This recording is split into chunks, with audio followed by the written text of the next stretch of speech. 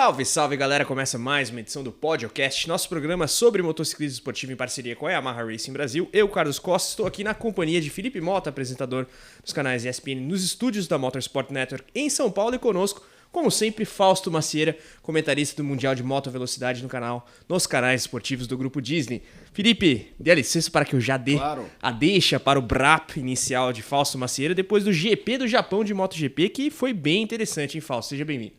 É isso. Oi, Carlos Costa. Ei, Felipe Mota. Salve, rapaziada ligada no podcast. Oferecimento Yamaha Racing Brasil e Motorsport Brasil.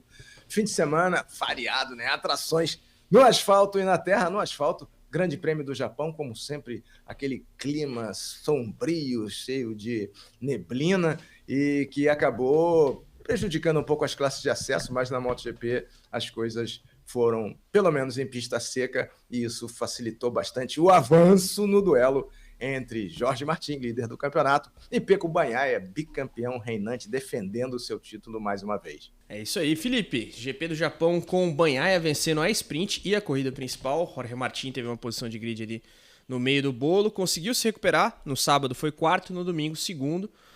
Em fim de semana, aliás, não muito feliz para Pedro Acosta. Suas impressões da etapa de Moteg. Um abraço a todos. Focando nos dois principais, claro que lutam pelo título. Acho que Bagnaia não podia esperar nada melhor da parte dele, mas pela forma como se desenvolveu o fim de semana, com um treino muito complicado do Martin, talvez ele esperasse ter tirado ainda mais vantagem. Acho que, se a gente parar para pensar, todas as corridas do ano, talvez tenha sido a corrida em que os dois tenham mais motivos para sair razoavelmente felizes. Não estou falando que o Martin tem motivo para sair feliz, mas diante do que se apresentou esse fim de semana, acho que ele salvou bons pontos.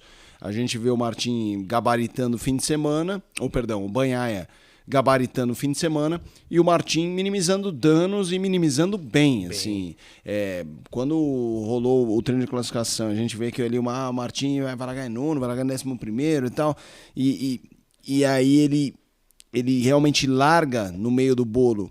Eu falei, o Bagnaia vai sair colado nele. Não dá pra falar que estão longe um do outro, mas para um fim de semana em que o Bagnaia tem um fim de semana perfeito e o Martin começa muito mal, eu acho que o Martin tem que sair assim, sorriso de orelha a orelha, porque conseguiu salvar pontos. E chegou um momento da corrida, eu em nenhum momento realmente acreditei que ele fosse passar o Bagnaia. Mas assim, rapidamente ele já estava muito bem projetado ali e deu para imaginar, será que ele vai chegar? O que era um cenário pouco especulado, pouco imaginado na hora do grid formado. Então eu acho que talvez essa seja uma das corridas em que os dois têm mais motivos para saírem, se não felizes, contentes de um fim de semana de prova. Mas se fala da aproximação do Martin, realmente em um dado momento ele vai tirando o gap, né? Até porque o Bagnaia, acredito eu, estava gerenciando pouco também a situação dos pneus, mas primeira volta espetacular do Martin. Total. Depois a gente passa aí pelos outros personagens, a Costa, próprio Marc Marquez, né, Bastianini, mas trazendo a situação de campeonato, Fausto, 10 pontos agora de diferença entre Jorge Martin e Pecco Bagnaia em favor do espanhol da Pramac, enquanto o italiano da Ducati oficial tenta a aproximação. Como você bem disse, Fausto, o atual bicampeão reinante ainda tem trabalho a fazer na perseguição ao Jorge Martin. Fausto? Pois é, as corridas agora têm sido muito em função das posições de grid, né? E o Martin errou, né? Largou em 11º na quarta fila. O Bagnaia teve prestes ali a obter a pole também, mas teve um problema no primeiro pneu. A pista estava muito difícil de interpretar, né? Porque caiu uma garoa e os bandeirinhos, os fiscais, bandeira de chuva, aí os pilotos pensavam no que fazer, mas a chuva não chegou em nenhum momento a ser pesada, né? Mas acabou condicionando as escolhas de pneus e achei que se o Martin tivesse largado mais para frente, teria certamente impressionado mais. Mas quem impressionou foi o Pedro Acosta, né? Conseguiu a primeira pole dele nessa primeira temporada como novato do ano, ninguém tinha dúvida, é o novato solitário, mas teve 2 chances de ganhar, especialmente na corrida sprint no sábado, né, onde ele conseguiu uma ultrapassagem sobre o Bagnaia e estava liderando, abrindo uma certa vantagem, quando acabou errando, e teve nova chance de largar na pole no domingo e acabou cometendo um erro parecido, numa curva diferente, mas um erro parecido. Talvez fosse o caso de seguir o exemplo do Mundial de Superbike, onde a primeira corrida, a Super Pole Race, né, que é a corrida sprint da MotoGP, vale as posições de grid para a corrida 2, para o GP completo, no caso da MotoGP, o que colocaria o Martin na 4ª colocação e não de volta à 11ª posição, tendo que fazer uma outra largada muito boa. E eu acho que essas posições de grid têm determinado o resultado, tivemos poucas ultrapassagens e o Marc Marques, mais uma vez, andou muito bem, né? Saiu de 9ª para a 3ª colocação e dentro das possibilidades da Ducati 2023, ele tem se sobressaído e está em modo 2025, né? Então, o campeonato, os outros possíveis pretendentes ao título, né, que seriam o próprio Marques e o Bastianini, ficaram mais para trás, por conta do equipamento, no caso do Marques, e por conta da falta de boas posições e de regularidade do Bastianini. E esse duelo continua existindo e em número de vitórias é um passeio, né? O Bagnaia chegou à sua 8ª vitória, melhor temporada dele na carreira, conseguiu vencer a sprint também, fez a pontuação completa, como o Felipe disse, 37 pontos, mas ainda assim está atrás do Jorge Martin na classificação geral, porque o Martin tem sido consistente. Foi consistente na 4ª colocação no sábado e foi consistente na 2ª colocação no domingo. Então, essa é a tônica nas 4 etapas restantes do campeonato. No final, ele brincou, vamos chegar lá em Valência com 0 ponto. É isso que nós desejamos, né? Que dentro dessa supremacia indiscutível da Ducati, inclusive na terra dos japoneses, né, que são os maiores fabricantes de motos do mundo, eles conseguiram fazer mais uma vez valer a sua superioridade técnica e parabéns para eles, e esse duelo vai continuar e é o que está movimentando o campeonato na classe principal. Já tivemos a decisão do título na classe menor, mas na classe principal, a próxima etapa é na Austrália, onde o Martin quase venceu no ano passado. Vamos ver se ele consegue uma estratégia melhor. Pneus e posições de largada definindo o resultado das corridas nessa MotoGP moderna. É isso aí, GP da Austrália em Phillip Island, fim de semana aí do dia 20 de outubro, Felipe. Temos 4 GPs pela frente, como o Fausto bem trouxe, 148 pontos em jogo e segue firme e forte a briga pelo título entre Martin e Bagnaia.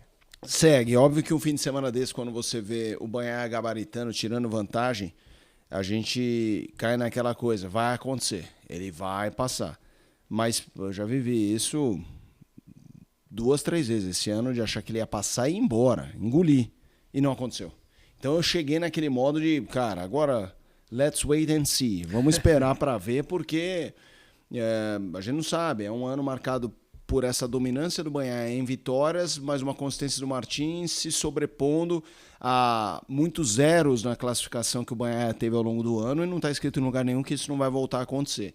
Mas eu continuo achando que o Bagnaia, acho que a palavra favorito, faltando tão poucas corridas, com essa diferença de 10 pontos mesmo, 140 pontos. 140 pontos para todo mundo, inclusive. Não é que um está disputando 140 e o outro 70. E eu ainda acho que o Bagnaia é favorito, mas eu realmente achei que esse campeonato já teria se encaminhado para ele e não se encaminhou. E aí é isso. Recentemente, na última etapa, estava lá o Marques abandonando com o moto pegando fogo. A gente sabe como é corrida, cara. Fura um pneu, tem um problema tem uma chuva, tem uma queda. E aí se rolar mais um 0, aí para qualquer um, eu acho que ele é muito definitivo. Reforço. Acho o Bagnaia ainda o candidato mais forte ao título, não só por pilotagem, tá? Até porque eu acho que o Martin este ano, se a gente fosse avaliar, fazer rating, aquela avaliação por nota, vamos dar nota. Pound for pound ali do Martin. Cara, não dá para colocar ele abaixo do Bagnaia, porque o Bagnaia tá ganhando mais. Então, eu realmente acho que o Bagnaia é o favorito, é o mais forte pelo que ele está fazendo, pela moto que ele tem, pelo contexto que é favorável a ele, muito favorável a ele em relação ao Martin. Mas diferentemente de 2 meses atrás, você não vê como franco favorito. Só não. Leve favorito. É levíssimo, leve, falando fino até. Tipo, você acha favorito? Acho. E aí, Fausto, acompanha o relator ou não? Cara, assim, em parte, né? Porque eu acho que o Martin é mais rápido que o Bagnaia, né? Eu acho que o Martin já provou isso. Só que agora ele tem, somada à velocidade, ele tem o raciocínio que ele não tinha no passado, ele cometia muitos erros e tal. E dessa vez ele minimizou o prejuízo, né? Ele largou em 11º nas duas e conseguiu bons resultados, ficou na porta das medalhas na corrida de sábado e foi a segunda na corrida de domingo. De toda forma, aí nessa linha eu concordo com o Felipe, porque o Bagnaia diminuiu a diferença para menos da metade que tinha na sexta-feira. Então, se isso acontecer novamente, e a gente espera que aconteça, a gente espera que o campeonato chegue indefinido até a última etapa, até as voltas finais, com corrida, sprint e tudo mais. Porém, a estrutura favorece o Bagnaia. A prioridade é ele e o Martin luta contra isso também. Ou seja, o que traz a simpatia de várias pessoas, né? Para a visibilidade do campeonato, a alternância de poder é a melhor solução para isso. Eu espero que essa definição surja só em Valência. A gente tem 3 etapas difíceis pela frente, né? A Austrália, uma pista muito fluida. Depois temos a Tailândia, uma outra pista onde pode acontecer de tudo. Na Malásia, onde a chuva também está sempre presente. E aí, voltando para decidir o campeonato na casa do Martin. Então, cabe ao Bagnaia virar esse jogo nessas rodadas fora da Europa, para deixar o Martin sob pressão, que foi o que aconteceu no ano passado, e ele acabou errando e caindo e não pontuando e deixando o título para o Bagnaia. Porém, até lá, tem muita coisa, muitos pontos pela frente, e vamos ver se o Acosta consegue, nessas etapas restantes, vencer, né? Ele já tem 22 tombos, ultrapassou o Marc Marques nesse campeonato de tombos, mas está muito motivado, voltou a perder a primeira posição, entre aspas, entre as não Ducatis para o Binder, que também teve um fim de semana forte, era uma pista favorável à KTM, a Austrália já não é tanto, né, mais fluida, mas, de toda forma, com a motivação que tem o Acosta e com a falta de compromisso com o campeonato, ele pode surpreender, ele, o Marc Marques, o Bastianini, todos eles querem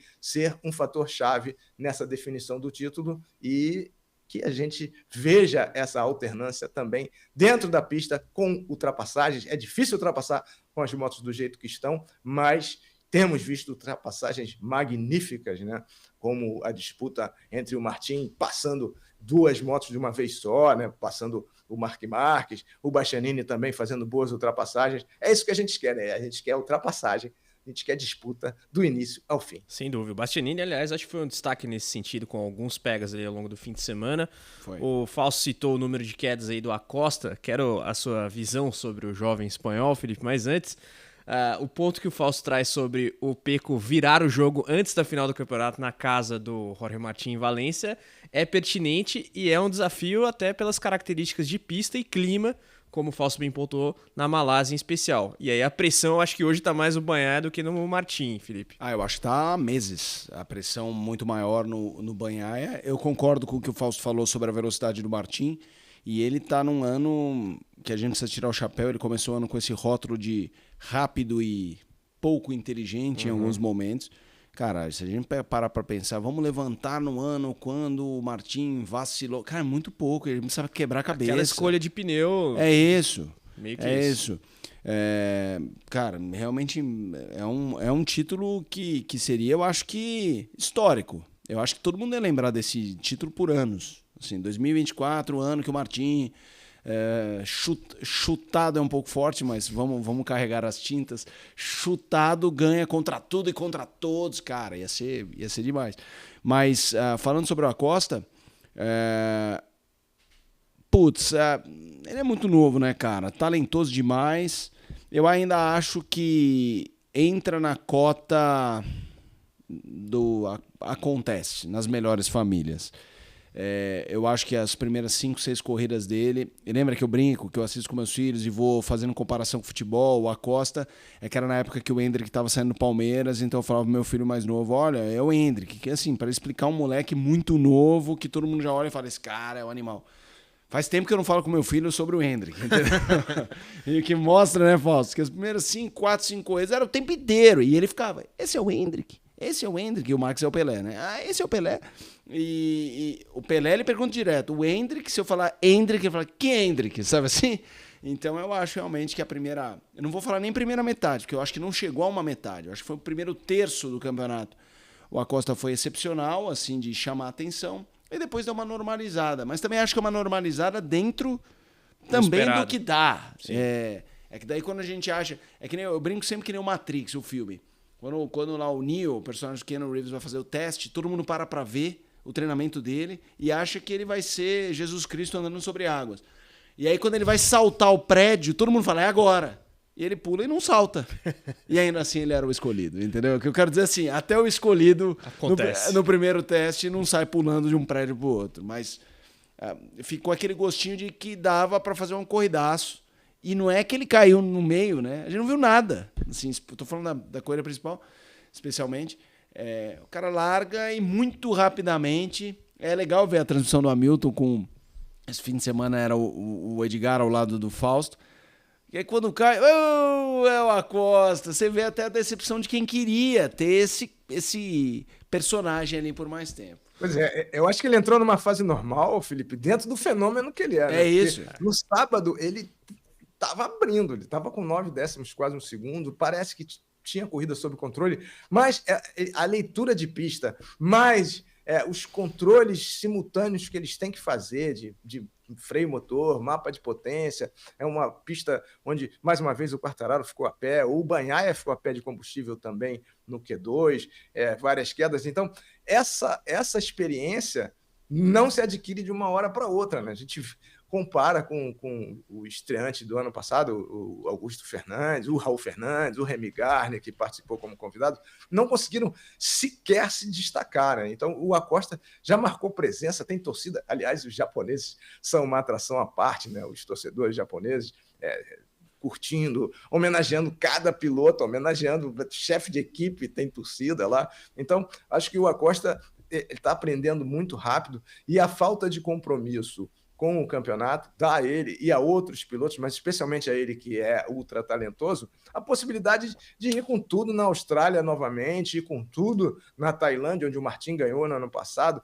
ir com tudo na Malásia e fechar em casa também. Então, que ele, independente da classificação final do campeonato, ganhe uma corrida, eu acho que é a meta para ele, é a meta para a KTM, e a KTM está muito satisfeita de ter apostado nele para 2025, e a gente vai ter um piloto muito mais forte, muito mais consciente do que precisa fazer numa classe que é a mais difícil do motociclismo esportivo do planeta. Fausto, aproveitando o gancho de uma menção sua aí, você falou de torcida para chefe de equipe e tudo mais, na KTM, inclusive, teremos troca de comando em breve. Acho que vale registro aqui, até porque a gente não trouxe na edição da semana passada, Fausto. Pois é, a gente vai ter o Fabiano Sterlachini, né, que foi o braço direito da Ducati, a Ducati exportando mão de obra capacitada, e os engenheiros, os preparadores, mas especialmente os engenheiros, sendo tão importantes quanto os pilotos na fase que a MotoGP está, né, com os equipamentos fazendo muita diferença, com a aerodinâmica,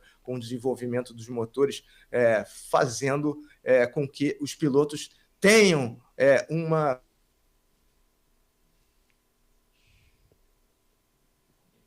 Em 5 minutos ele já foi confirmado na Honda, o que mostra também uma mudança de posicionamento na Honda, como aconteceu na Yamaha com o Marmorini, com o Paolo Pavese e outros componentes, outros integrantes italianos e europeus, para que as marcas se aproximem, né? Honda e Yamaha correram em casa e não se destacaram, quer dizer, se destacaram, mas não estiveram entre os principais concorrentes, não estão tendo um bom ano e querem vir a isso e não dependem mais apenas do talento interno, né? Estão dispostas a abrir mão de certos conceitos que são muito tradicionais, especialmente no Japão, e eu acho que a chegada de novos membros em todas as equipes é uma coisa positiva, porque o que a gente espera é um campeonato disputado entre as 5 marcas, né? E isso não vem acontecendo. A Ducati enfileirou uma moto atrás da outra no Japão. Vamos ver como é que vai ser na Austrália, onde a vitória no ano passado foi a única do Zarco, que andou muito tempo de moto japonesa e foi vencer a primeira e única vez de Ducati. Zarco, então, piloto da Pramac, mas o Fausto citou os torcedores do Japão. Felipe, você que já passou por lá muitas vezes na cobertura de Fórmula 1, realmente é um bicho diferente, né? Sem dúvida, tem uma história boa. Tem várias, né? Mas eu cobri Fórmula 1 em Suzuka e em Fuji, né? 2 anos em Fuji, o resto em Suzuka. E os caras são viciados. E é uma relação muito respeitosa com o fã, porque não é aquela coisa, faz uma selfie aqui, manda um recado pra minha tia Claudinha, sabe? Não. Eles não encostam, né? Não encostam, eles ficam muito felizes, muito respeitosos.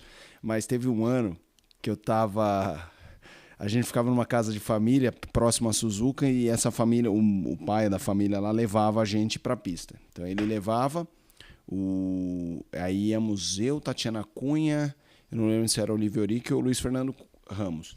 E eu tava de carona atrás, eu tava no banco de trás à esquerda, atrás do motorista. Agora me deu atrás do motorista não, porque no Japão é mão invertida. Eu tava no lado esquerdo, atrás do passageiro. E aí eu tava com óculos escuros meio invocado e tal. Assim, o cabelo também meio desgrenhado. Tá começando a ficar boa essa história. Eu tava parecendo meio rockstar, assim. Eu tava parecendo meio... E aí... Você tava incógnito, né? Você tava incógnito. Não, eu tava meio... Eu tava com pose. E aí a gente tava andando, indo a caminho da pista, e aí lotaram um corredor de pessoas, parece quilômetros até chegar à pista.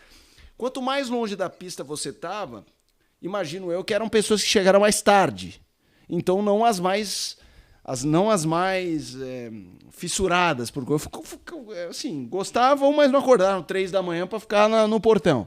E aí eu parei e comecei a ver criancinhas e pais, assim, um encostando a outra apontando para mim.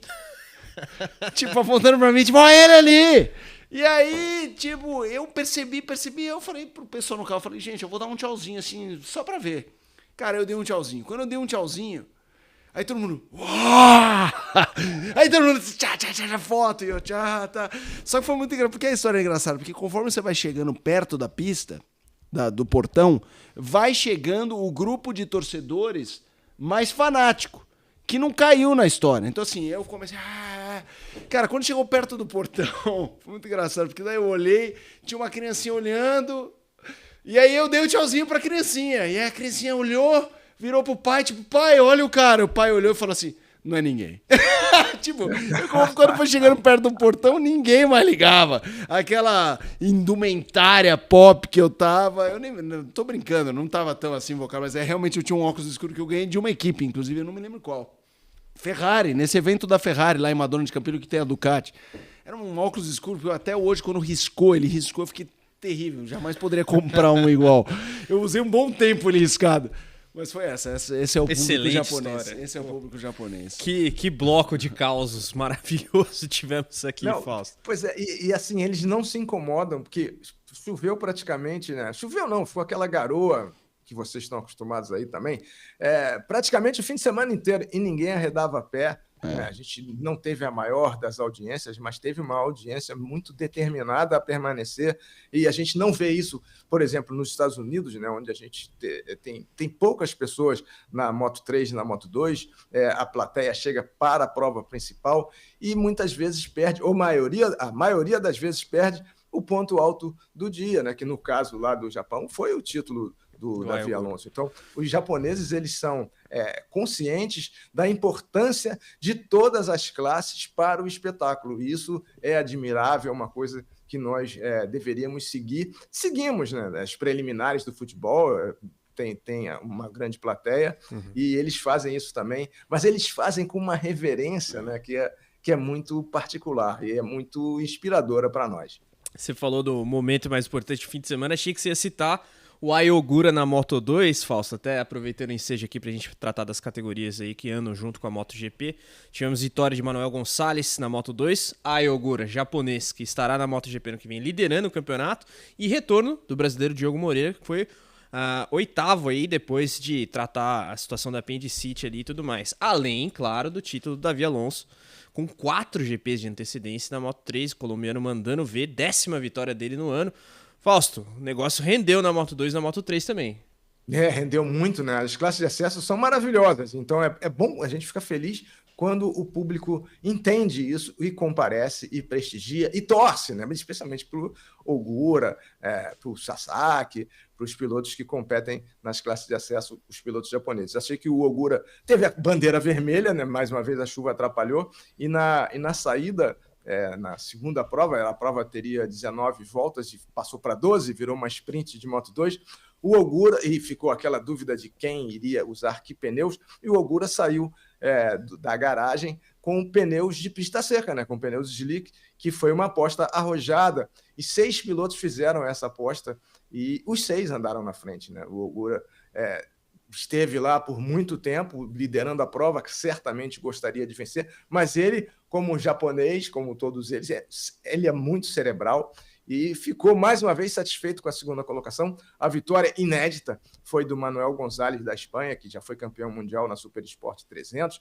mas não tinha vencido ainda no Mundial de MotoGP, na Moto2, conseguiu essa vitória, veio tirando um tempo, o Ogura estava 4 segundos à frente dele, e todos os pilotos que optaram pelos pneus de pista seca se destacaram, inclusive o Xavi Artigas, né, que chegou em sexto e tinha como melhor colocação de chegada 20º lugar, conseguiu pontuar, conseguiu fazer 10 pontos, que ele não tinha feito na carreira, e a segunda colocação do Ogura deu a ele 60 pontos de frente, porque mais uma vez o Sérgio Garcia desapontou, foi muito mal, o Canet, que estava ali na primeira fila, vinha de vitória, ficou fora da zona de pontos, e agora a gente tem 100 pontos em disputa na Moto2 e na Moto3, e serão 75 no final do Grande Prêmio da Austrália. Então, o Ogura, com esses 20 pontos, mais uma vez no bolso, mais uma segunda colocação, estilo Martin, né? Pensando no campeonato, pensando no quadro maior, que foi o que ele falou. Ele falou, eu gostaria de ganhar aí na frente do meu público e peço desculpas. O próprio Gonçalves falou, eu peço desculpas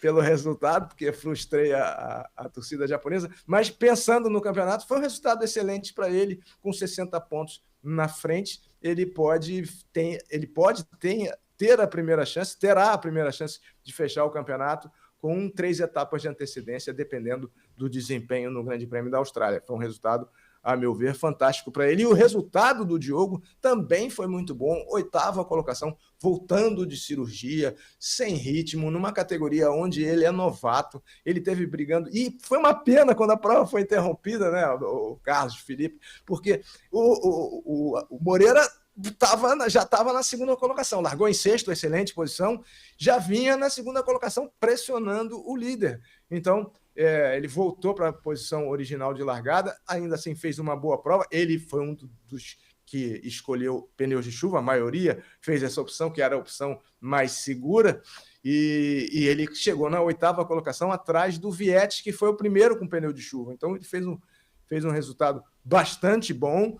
que o anima para ir para a Austrália, outra pista que ele gosta, com mais confiança, com preparo mais em dia, nada como ter 18 anos, né, 20 anos, porque você se recupera de uma cirurgia dessa rapidamente e consegue mostrar velocidade e resistência, que foi o que o Diogo fez. Grande atuação do Diogo Moreira, um resultado excelente, sem precedentes para o Manu Gonzalez, mas dentro do quadro geral, o Ogura saiu muito bem da sua casa no Japão.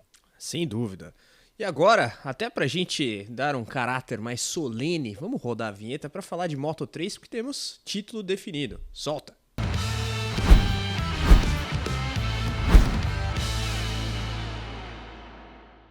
Bom, pessoal, como eu já tinha mencionado, Davi Alonso mandando ver, colombiano, realmente no ano daqueles, 10ª vitória aí, e campeão com 4 GPs de antecedência na Moto3. Isso não é qualquer coisa, hein, Fausto?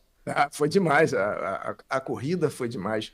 O Davi Alonso é inspirador para todos nós, né? Porque ele mora na Espanha, tem mãe colombiana e pai espanhol, optou pela cidadania colombiana, o que para ele foi muito bom, né? Porque os colombianos estão cada vez mais orgulhosos. Eu, se fosse dirigente ou político colombiano, deixava ser feriado na segunda-feira por lá, porque ele fez por merecer. Fez um campeonato espetacular, chegou a 10 vitórias, 14 vitórias no total, é o maior vencedor, por isso que estava lá, né, Baby Goat, né, que é o Goat maior de todos os tempos, porque na Moto3 ele é o maior de todos os tempos e o primeiro colombiano campeão mundial em 75 anos de mundial de moto velocidade. Então, um resultado fantástico e da melhor maneira possível, vencendo a prova. Teve um determinado momento que ele estava na 7ª, 8ª colocações, de aquele trenzinho, aquele caos tradicional da Moto3, e ele teve sangue frio, e já mostrou isso em outras oportunidades, em outras corridas, para avançar no momento que precisava, e ganhar a corrida, conseguir a ultrapassagem, assumir a ponta e vencer mais uma e comemorar de uma maneira estupenda, né? Ele levou a minimoto com a qual ele começou a competir, levou para o Japão, deu a volta de minimoto, simulou uma queda, foi muito divertida, espontânea, mais uma celebração admirável do Davi Alonso, que deixa a América do Sul com o seu primeiro campeão mundial na classe leve. Já tivemos pilotos campeões em outras classes, né, o Lavado e o Cecotto, mas na classe leve, que esteve presente desde a primeira temporada, em 1949, temos o primeiro sul-americano campeão do mundo, e isso pode trazer mais visibilidade para a América do Sul como um todo. Então, parabéns ao Davi Alonso e parabéns ao motociclismo por mostrar e por trazer, depois de tanto tempo, um piloto de fora da Europa como campeão mundial. Sem dúvida, comemoração em grande estilo, Felipe. E você fosse dirigente colombiano, também decretaria feriado? Sem dúvida, eu acho muito... quando o Fausto estava contando a história, né, da mãe com o pai, ele escolheu ser colombiano, eu pensei, inteligente também, óbvio que ele tem raízes, tem toda a questão pessoal dele na Espanha, mas na Espanha a gente tá falando de um país que tem trocentos, né, meu? Na Colômbia ele vira E não é o da Colômbia, é o do continente, né? Como disse o Fausto, primeira vez que um sul-americano ganha a classe menor. Então, eu fico imaginando, é que eu não sei exatamente qual a conexão que ele tem com os colombianos, assim, no sentido do colombiano. Mas se fosse o político para dar canetada, chamava para desfilar em carro de bombeiro, meu, de Medellín a Bogotá, entendeu? Vamos nessa, porque é realmente um feito, cara. E é o que o Fausto estava falando, a Moto 3, eu lembro que uma vez eu estava falando que eu adorava MotoGP, eu não lembro para quem, senão você estava aqui, e que eu acompanhava muito mais MotoGP do que Moto 2 e Moto 3, e a pessoa que estava conversando comigo falou, não diminuindo a Moto 2, mas ela falou assim, cara, não, pera, Moto 3 pode começar a ver um pouco mais, porque como se fosse assim, que é essa aí, meu, é uma briga de faca que é assustadora, né? E esse foi o ano que eu mais acompanhei a Moto 3 e fiquei feliz de ver um título de um sul-americano. Sem dúvida, grande Davi Alonso, mandando muito bem. E agora a gente sai um pouquinho do asfalto, porque como o Fausto Macieira adiantou lá no começo do programa, temos de falar de motocross. Inclusive, Chuin, roda a vinheta pra gente abrir aqui solenemente o nosso bloco.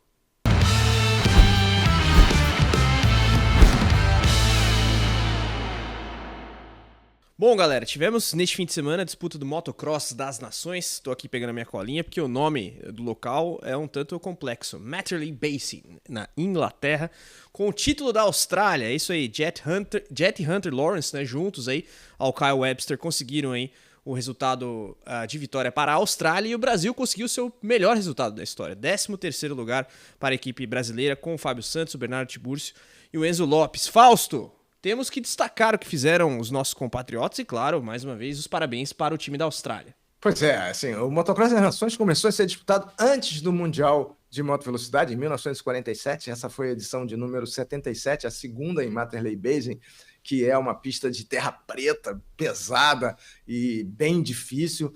E para nós foi o primeiro desafio, a primeira conquista foi se classificar, né? Porque eram 36 nações disputando, né? É uma espécie de Copa do Mundo do motocross, e 19 se classificam nas corridas de sábado. Aí no domingo tem uma final B que classifica o 20º país, 2 pilotos por cada país, em 3 corridas finais, né, que competem a MX2 contra a MXGP. Antigamente era 125 contra 500, depois 125 contra 250, e a final era 250 contra 500. Eu tive a satisfação de ver 4 edições do Motocross das Nações. Agora, essa classificação mudou por conta da era das 4 tempos, então é MX2 contra MXGP, 450, MX2 contra Open, que é teoricamente 450, mas é força livre, e no final, MXGP contra Open. E aí a gente teve, primeiro, o Brasil se classificando na 16ª colocação entre as 19 nações.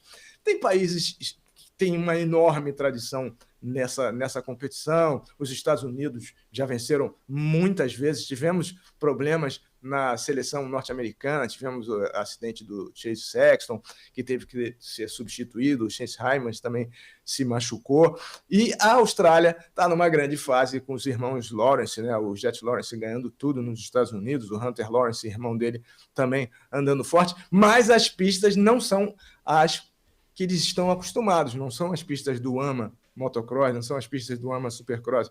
Então, para os próprios australianos, foi uma competição difícil e cansativa, né? Então a gente teve o Enzo Lopes na MXGP, né? E ele classificou, deixa eu ver a classificação do Enzo na corrida 1, ele fez P15, fez P10 na classificação, o Enzo fez P22, e depois ele descansou, porque o Bernardo Tiburcio, que foi na MX2, correu as 2 primeiras corridas, e o Enzo descansou para correr a final, e o Fabinho correu a segunda e a terceira corridas. E melhor, o nosso grande momento do Brasil foi na corrida de sábado, onde o Fábio Santos, multicampeão da Yamaha, largou na ponta, largou na frente do Jet Lawrence, largou na ponta, liderou uma volta lá, foi espetacular, e nós conseguimos, no domingo, boas classificações suficientes para nos deixar. Na corrida 1, o Enzo foi P15 e o Bernardo P32. Na segunda corrida, o Fábio Santos foi 26º e o Bernardo foi 33º. É difícil você, de 250 numa pista pesada como aquela, andar junto com as 450.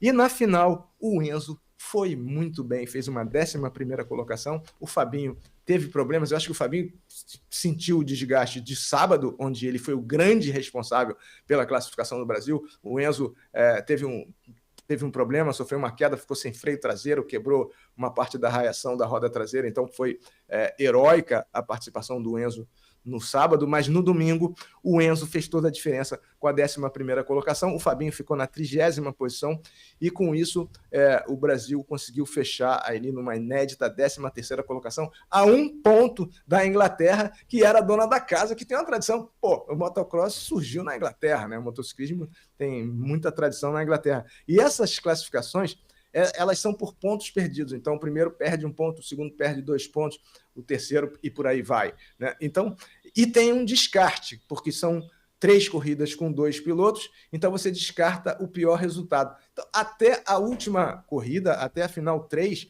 as coisas podem mudar. E na final 2, a gente tinha os Estados Unidos na segunda colocação, a 1 ponto da Holanda, que liderava, com a Austrália em terceiro com 39 pontos. Na primeira corrida, depois do resultado, a Holanda liderava com os Estados Unidos em segundo e a Austrália em terceiro. E no final, a Austrália, graças à participação do Jet e do Hunter Lawrence, conseguiu virar, vencendo com 26 pontos perdidos, né? Somadas as pontuações perdidas de cada um e descontando o pior resultado, com os Estados Unidos na segunda colocação a 3 pontos, um bom resultado para os Estados Unidos com uma equipe improvisada, o Eli Tomac largou a final na frente, e a Holanda fechou com 36 pontos o pódio. E foi, assim, espetacular a corrida 3, porque ficou pega entre o Tim Gajser da Eslovênia. A Eslovênia ficou fora do pódio, por quê? Porque é um país pequenininho, tem o Tim Gajser como multicampeão, mas não tem mais outros 2 pilotos tão fortes. Mas o pega foi Europa contra os Estados Unidos, Tim Gajser e Jet Lawrence. E o Lawrence, campeão do Super Motocross, campeão do AMA Supercross, campeão do AMA Motocross, grande nome, que deve ter um salário 10 vezes maior do que o esloveno Tim Gajser. Eles brigaram até o fim, o Gajser veio se aproximando e na última curva da última volta veio com tudo, fez um block pass e conseguiu a vitória. Quer dizer, em termos individuais, o Tim Gajser ganhou nessa categoria, ganhou com segundo e um primeiro lugares.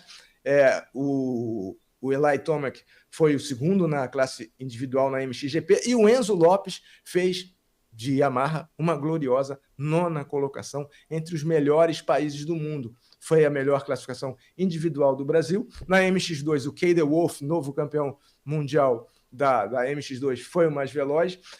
O Bernardo Tiburcio fez a 14ª colocação, e na classe Open tivemos o Fabinho na 18ª colocação. O mais rápido foi o Jet Lawrence, que tomou poeira na corrida 2 do Team Geyser. Então, o Brasil tem uma colocação inédita, espetacular, participamos desde 2007, chegar na final já é uma conquista muito difícil, e chegar na 13ª colocação a 1 ponto da Inglaterra e com o nosso melhor resultado em todos os tempos, nos estimula muito e mostra que o nosso motocross, graças ao intercâmbio dos pilotos que estão vindo correr aqui e tudo mais, está avançando forte. A próxima edição do Motocross das Nações vai ser nos Estados Unidos no ano que vem, em Ironman, na Indiana, e esperamos que possamos ir ainda além do que fomos nesse fim de semana. Mas, de toda forma, parabéns para um resultado inédito, fantástico, de se comemorar muito da equipe brasileira, da seleção brasileira de motocross. Sem dúvida. Felipe, ficamos 1 ponto atrás da Inglaterra, quem sabe ficar 1 ponto atrás dos Estados Unidos, sendo que acho que é um pouco mais difícil, né? Não, mas a gente tem que saber dar o devido valor, né? Uma coisa que eu sempre tento fazer com esporte é quando há um ídolo. Quando é um ídolo, esse ídolo, eu falo isso de novo em comparação com meus filhos. Quando eu estou numa situação que aparece um ídolo esportivo, virar para os meus filhos e falar: esse cara ou essa moça, eles fizeram isso aqui. Cara, é um feito. Assim, o motocross é bem tradicional, respeitado aqui no Brasil, mas essas potências, o nível é de investimento, de tudo. Estrutura é outro. Então você ficar em 13º, cara, por equipe, é muito, muito difícil. Muito difícil mesmo. Então, nosso time tem que receber muitos aplausos. Inclusive, vamos agora ouvir Fábio Santos, integrante da seleção brasileira aí que disputou o Motocross das Nações. Fabinho, conte-nos. Finalizando o Motocross das Nações 2024, resultado histórico, 13º, o melhor resultado do time. Muito feliz, hoje não consegui me desempenhar muito bem, mas o time venceu, temos melhores resultados e agora bora pro ano que vem.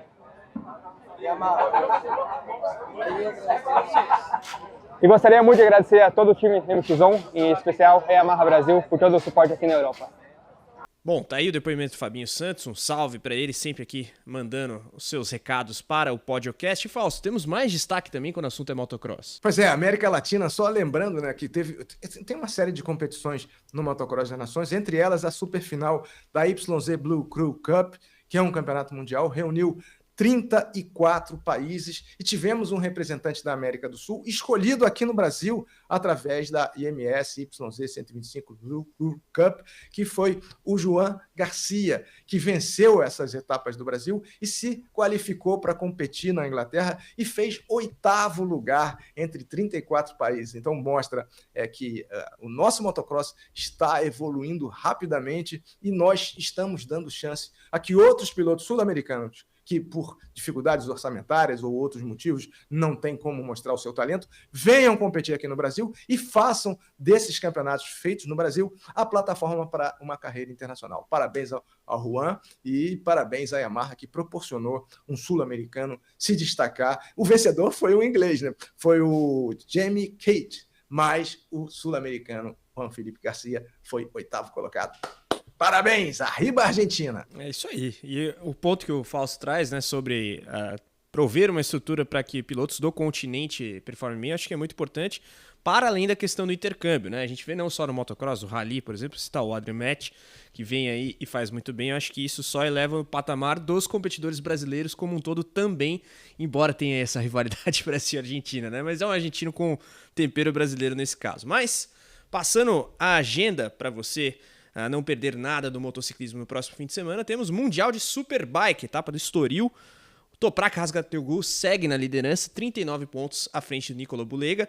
E se abrir 62 pontos, meu caro Fausto... A diferença está quanto? A diferença? 39. Tá. Se abrir 62, Fausto, já consegue o título no Estoril, mais uma etapa do Mundial de Superbike. Mas é difícil abrir, mas dá para buscar, né? O Toprak ficou uma etapa fora, está andando muito bem, né? A disputa com o Bulega e o Bautista na classe principal é fortíssima, é a penúltima etapa do campeonato, né? E a gente vai ter os brasileiros na pista mais uma vez, na R3 World Cup, no Campeonato Mundial de R3 e também no Mundial de Super Sport 300.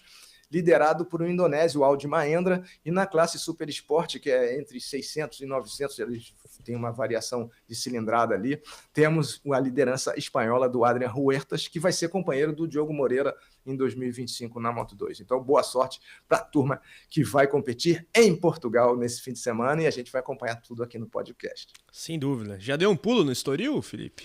Só nunca em evento de corrida. Só para conhecer mesmo, fora de época, assim, tá? Em Lisboa, deixa eu colar ali em Cascais e Estoril, mas sem evento. É uma pena. Todo mundo que cobria a Fórmula 1 nos anos 90 disse que é uma das corridas mais legais. Não pela questão do Senna, que morava por lá, sim, andava bem, ganhou a primeira e tal. Mas porque era um lugar muito especial. A dobradinha que eles falam que era demais naquela época era Estoril e Jerez. Porque faz de carro, né? Esse trajeto eu já fiz, porque eu já cobri teste de pré-temporada Fórmula 1 Jerez e fui para Lisboa. É bem perto. Então, mas nunca trabalho.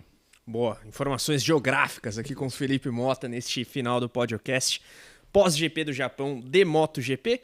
Felipe, obrigado por mais uma participação. Eu que agradeço. O programa rendeu hoje. Tá chegando a parte final, gente. Agora quem vacilar, ó, não é Brap, é RIP. Vamos ver se você acha a foto do seu dia de popstar lá em Suzuka. Mas eu tenho do óculos. Eu vou mostrar o do óculos. Boa. Eu tenho. Fica a promessa para as próximas edições. Fausto Maceira, vou dar a deixa pro seu Brap derradeiro aqui. Obrigado por mais uma participação, aqui no podcast. Fausto, abraço. É isso. Quem sabe no futuro nós vamos todos, né? Para o Estoril, para Jerez, Japão. É isso. De óculos escuros. É isso aí. Vamos em frente.